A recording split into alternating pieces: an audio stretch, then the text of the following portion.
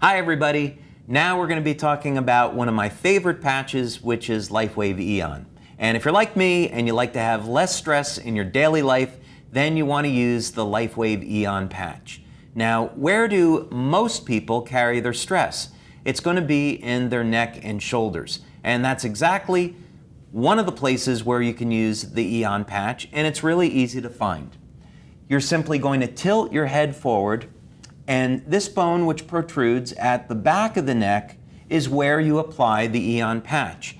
This is known as the C7 vertebrae.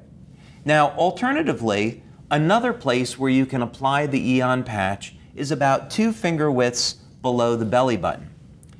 Now, you'll notice that both of these points are along the midline of the body.